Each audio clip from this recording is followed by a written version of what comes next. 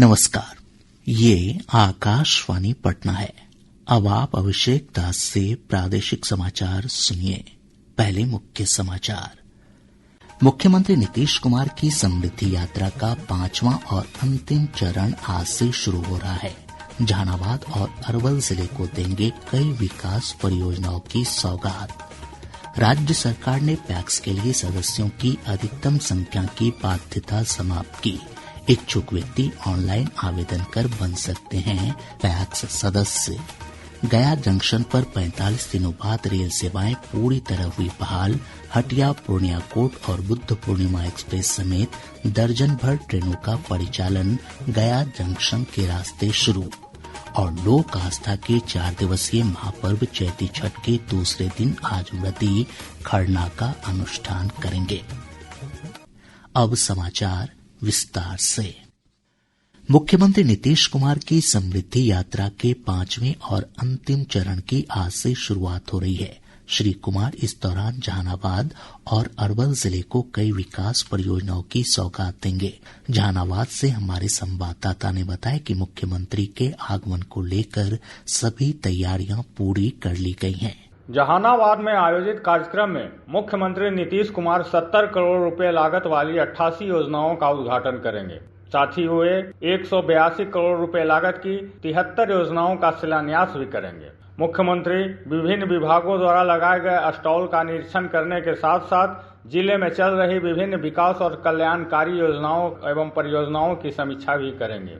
मुख्यमंत्री का जन संवाद का भी कार्यक्रम है। आकाशवाणी समाचार के लिए जहानाबाद से आभास रंजन।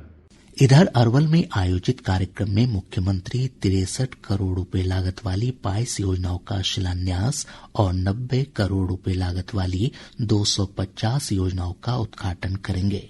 मुख्यमंत्री यहां जन संवाद भी करेंगे। राज्य सरकार ने पैक्स के लिए सदस्यों की अधिकतम संख्या की बाध्यता समाप्त कर दी है। अब पैक्स की सदस्यता के लिए कोई भी इच्छुक व्यक्ति ऑनलाइन आवेदन कर सकता है। इस संबंध में सहकारिता विभाग ने सभी पैक्सों को आदेश जारी कर दिया है। पैक्सों का प्रबंधन 13 सदस्यीय समिति की ओर से किया जाएगा। प्रबंध समिति में 50% पद महिलाओं के लिए आरक्षित होंगे।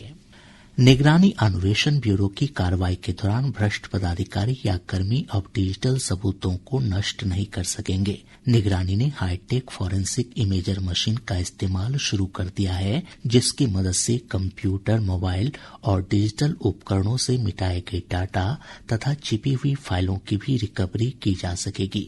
ब्यूरो के महानिदेशक JS गंगवार ने बताया कि इस उपकरण की मदद से डिजिटल सबूतों को अधिक सुरक्षित और सटीक तरीके से जुटाया जा सकेगा। उन्होंने कहा कि इस मशीन से जांच की गति बढ़ेगी और साक्ष्यों की विश्वसनीयता भी मजबूत होगी। श्री गंगवार ने बताया कि रिश्वतखोरी, वित्तीय अनियमितताओं और साइबर अपराध से जुड़े मामलों में यह तकनीक बेहद कारगर साबित होगी। प्रदेश में मादक पदार्थों की तस्करी के खिलाफ विशेष अभियान चलेगा। पुलिस तस्करों के खिलाफ राष्ट्रीय और राजकीय राजमार्ग तथा रेल मार्ग पर एक साथ अभियान चलाएगी। मद्य निषेध एवं स्वापक नियंत्रण ब्यूरो ने इस संबंध में सभी जिलों को निर्देश जारी किया है। पत्र में कहा गया है कि यह अभियान 25 मार्च की शाम से देर रात तक चलाया जाएगा। इस दौरान मादक पदार्थ के तस्करों के विरुद्ध अंतर्राष्ट्रीय सीमा से सटे इलाकों में भी सघन अभियान चलाने के निर्देश दिए गए हैं। गया जंक्शन पर रेल सेवाएं पूरी तरह बहाल हो गई है। प्लेटफॉर्म संख्या 2 और 3 के पुनर्विकास कार्य के कारण 21 मार्च तक मेगा ब्लॉक लगाया गया था, जिससे कई ट्रेनों का परिचालन बाधित था। 45 दिनों बाद इन प्लेटफॉर्मों पर ट्रेनों का संचालन फिर से शुरू कर दिया गया है, जिससे रेल यातायात सामान्य होने लगा है। मेगा ब्लॉक समाप्त होते ही चाकंद से पटना के लिए परिचालित होने वाली सभी मेमू ट्रेन अब गया जंक्शन से सीधे पटना के लिए चलने लगी है। वहीं Hatia Purnia coat express, Buddha Purnima express और भभुआ पटना इंटरसिटी एक्सप्रेस सहित दर्जन भर ट्रेनों का परिचालन अब गया जंक्शन के रास्ते शुरू हो गया है। प्रदेश के रेल यात्रियों को अब तत्काल टिकट लेने के लिए काउंटर पर घंटों कतार में खड़े होने की जरूरत नहीं होगी। तत्काल टिकट के लिए यात्री जैसे ही रात 12 बजे स्टेशन पहुंचेंगे, क्यू मित्र नामक सॉफ्टवेयर से टोकन जारी होगा।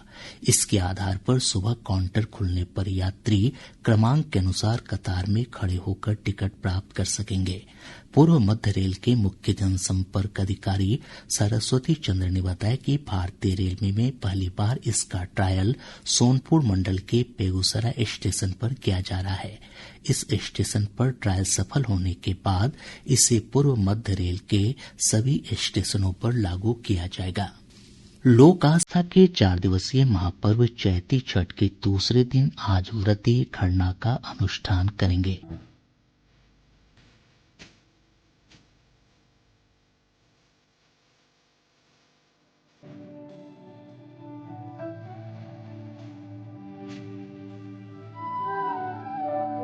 आज शाम व्रती भगवान भास्कर को खीर का भोग लगाकर प्रसाद ग्रहण करेंगे। इसके बाद छठ व्रतियों का 36 घंटे का निर्जला व्रत शुरू हो जाएगा। कल अस्ताचलगामी सूर्य को अर्घ्य अर्पित किया जाएगा। 25 मार्च को उदयमान सूर्य को अर्घ्य अर्पित करने के साथ ही इस महापर्व का समापन हो जाएगा। इधर हमारे संवाददाता ने बताया कि राजधानी पटना में गंगा नदी के 49 घाटों पर जिला प्रशासन ने छठ व्रतियों के लिए व्यवस्था की है। राजधानी पटना में चैती छठ को लेकर तैयारियों को अंतिम रूप दिया जा रहा है। दानापुर से लेकर पटना सिटी तक के गंगा घाटों को 19 सेक्टरों में बांटा गया है। इन घाटों पर रोशनी, बैरिकेडिंग, शौचालय, चेंजिंग रूम, वाटर टैंकर और चिकित्सा की व्यवस्था की गई है। जिलाधिकारी त्यागराजन एसएम ने बताया कि सुरक्षा की दृष्टि से पर्व की समाप्ति तक गंगा नदी में नाव परिचालन पर रोक लगा दी गई है। उन्होंने बताया कि प्रमुख घाटों पर सीसीटीवी कैमरे और ड्रोन से भीड़ की निगरानी की जाएगी। इधर महापर्व छठ को लेकर राजधानी पटना में यातायात व्यवस्था में भी बदलाव किया गया है। कल दोपहर 12 बजे से शाम 7 बजे तक और 25 मार्च की रात 2 बजे से सुबह 8 बजे तक कारगिल चौक से पूरब दीदारगंज तक किसी भी प्रकार के वाहनों का परिचालन नहीं होगा। अशोक राजपथ के सभी एंट्री पॉइंट बंद रहेंगे। दीघा मोड़ से आसियाना मोड़ की तरफ उत्तर से दक्षिण की ओर वाहनों का परिचालन भी बंद कर दिया गया है। आकाशवाणी समाचार के लिए पटना से आशीष रंजन।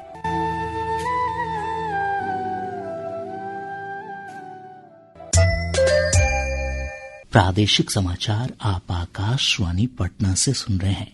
ताज़ा समाचारों के लिए आप हमारे एक्स हैंडल AIR_News_ पर जा सकते हैं। पश्चिमी विक्षोभ का प्रभाव कम होने के साथ ही प्रदेश के अधिकांश स्थानों का मौसम शुष्क बना हुआ है। अधिकतम तापमान में शनिवार के मुकाबले रविवार को 13 डिग्री सेल्सियस तक की बढ़ोतरी दर्ज की गई। वहीं न्यूनतम तापमान में कल लगातार दूसरे दिन गिरावट दर्ज की गई। पिछले 24 घंटों के दौरान 31.2 डिग्री सेल्सियस अधिकतम तापमान के साथ अररिया का फारबिसगंज राज्य का सबसे गर्म स्थान रहा। इस बीच मौसम विभाग ने 26 मार्च से एक बार फिर मौसम में बदलाव का पूर्वानुमान जताया है। विभाग के अनुसार एक पश्चिमी विक्षोभ के सक्रिय होने के साथ ही 26 मार्च से 28 मार्च के बीच राज्य के अधिकतर हिस्सों में गरज चमक के साथ बारिश, ओलावृष्टि और तेज हवा चलने की संभावना है। बिहार दिवस पर आयोजित 3 दिवसीय समारोह के आज दूसरे दिन राजधानी पटना में कई सांस्कृतिक कार्यक्रम आयोजित किए जाएंगे। गांधी मैदान में जाने माने पार्श्व गायक शान की प्रस्तुति होगी। वहीं एसके मेमोरियल हॉल में मोहिनी अट्टम युगल नृत्य और बुद्ध चरित्र पर आधारित नृत्य नाटिका की प्रस्तुति होगी। इसके अलावा रविंद्र भवन में दरभंगा घराने के मल्लिक बंधु ध्रुपद गायन पेश करेंगे। रविंद्र भवन में ही हास्य कवि सम्मेलन का आयोजन किया गया है। कवि सम्मेलन में सुरेंद्र शर्मा, शंभू शिखर, संजीव मुकेश, सान्या राय और पद्मिनी शर्मा शामिल होंगे। कृतज्ञ राष्ट्र आज भारतीय स्वतंत्रता संग्राम के 3 वीर सेनानियों शहीद आजम भगत सिंह, शिवराम राजगुरु और सुखदेव थापर को श्रद्धांजलि अर्पित कर रहा है। देश के इन 3 वीर सपूतों को वर्ष 1931 में आज ही के दिन लाहौर के केंद्रीय कारागार में फांसी दी गई थी। इन स्वतंत्रता सेनानियों को 17 दिसंबर 1928 को लाहौर में ब्रिटिश पुलिस अधिकारी जेपी सॉन्डर्स की हत्या के आरोप में मौत की सजा सुनाई गई थी। प्रधानमंत्री नरेंद्र मोदी ने तीनों वीर सेनानियों को श्रद्धांजलि अर्पित की है। आज इतने वर्षों बाद भी अमर शहीद भगत सिंह, राजगुरु और सुखदेव के बलिदान की गाथा देश के बच्चे बच्चे की जुबान पर है। हम सबको इन वीरों की गाथाएं देश के लिए दिन रात मेहनत करने के लिए प्रेरित करती है। देश आज आजादी के लिए योगदान देने वाले नायक नायिकाओं को नमन कर रहा है। महान समाजवादी राम मनोहर लोहिया की जयंती पर राष्ट्र उन्हें भावभीनी श्रद्धांजलि अर्पित कर रहा है। प्रधानमंत्री नरेंद्र मोदी ने डॉक्टर लोहिया को श्रद्धांजलि अर्पित की है। श्री मोदी ने सोशल मीडिया पोस्ट में डॉक्टर लोहिया को दूरदर्शी नेता बताया। इधर राजधानी पटना के लोहिया उद्यान में इस अवसर पर आयोजित मुख्य राजकीय समारोह में मुख्यमंत्री नीतीश कुमार राम मनोहर लोहिया की प्रतिमा पर श्रद्धांजलि अर्पित करेंगे।